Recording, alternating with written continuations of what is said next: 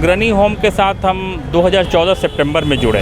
ये सपनों को देखते हुए कि हमारे घर का जो मिलने का जो सपना है वो पूरा होगा, क्योंकि वो लोग अफोर्डेबल हाउसिंग प्रोवाइड कर रहे थे वन टाइम स्कीम में, तो हमने अपना वहाँ बुक कराया। उसके बाद से 2014 के बाद से लगातार हम लोग टच में रहे हैं। 2016 में मौर्या पैलेस जो प्रोजेक्ट है उसका मैप भी अप्रूव हो गया।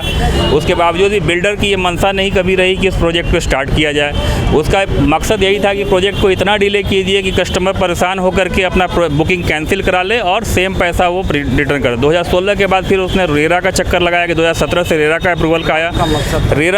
रेरा में भी 1 साल से ऊपर प्रोजेक्ट डिले में फंसा रहा। हमने आगे पीएमओ सारे लोगों को एस्केलेट किया, रेरा को भी एस्केलेट किया। लास्ट में उसका रेरा का अप्रूवल भी आया। 2018 में अप्रूवल भी आ गया उस प्रोजेक्ट का मार्च में। उसके बाद ही बिल्डर ने काम नहीं लगाया। उसके बाद हम लोगों ने मतलब उसमें अगर 2018 से हम लोग ये रेरा के साथ फाइट कर रहे हैं। रेरा में हमारा केस मतलब ऑलरेडी रजिस्टर्ड है फरवरी में। 2018 फरवरी से हमारा केस रजिस्टर्ड है रेरा में, अभी भी चल रहा है। रिफंड का केस है। उसको रेरा ने इंस्ट्रक्शन दिया था कि आप अपनी पाटलिपुत्रा प्रॉपर्टी को बेच करके रिफंड केस को प्रोसीड कीजिए, लेकिन उसने पाटलिपुत्रा को प्रॉपर्टी को एज ऑन डेट मतलब जो बेचा है 11 करोड़ 97 लाख में बेचा है, 2 करोड़ से डिस्ट्रीब्यूट किया।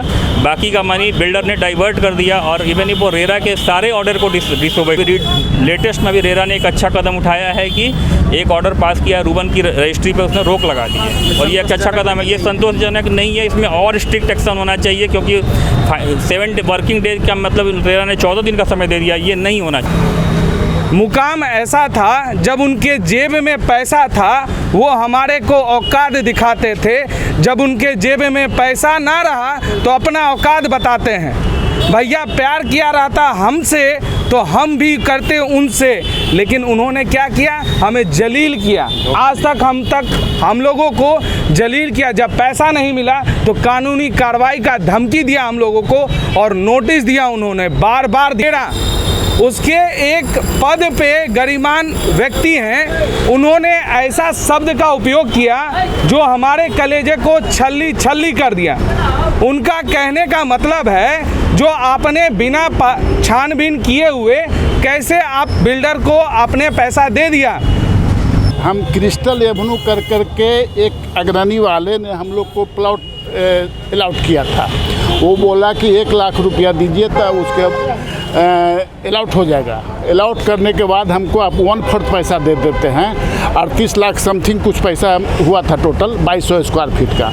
उसके बाद 1/4 दीजिएगा तो हम आपको एग्रीमेंट कर दीजिए तो काम आप चालू कर सकते हैं, समझे, काम चालू कर दीजिए। लेकिन न उसका बोर्ड वोर्ड सब लगा होता, बोर्ड हटा दिया और उसके बाद न हम लोग को ज़मीन दिया न कुछ दिया। और उसके बाद अंतोगत्वा हमको रेरा में जाना पड़ा, लेकिन अभी तो कोई समाधान निकला नहीं। रेरा के द्वारा मुख्य रूप से जो है काम करना चाहिए। रेरा का मतलब है कि जो बिल्डर्स पर दबाव देकर जिसको यहाँ फ्लैट नहीं मिला उसको 2 टाइम जो रेरा एग्रीमेंट किया है उसके अनुसार उसको फ्लैट दिलाना। लेकिन रेरा इसमें किसी प्रकार का इंटरेस्ट नहीं ले रहा और हम लोग सड़क पर आ गए हैं। हम 32,000 रुपया पर मंथ EMI चुकता कर रहे हैं। 10 लाख उसको हमने कैश माने बाई चेक द्वारा दिया है।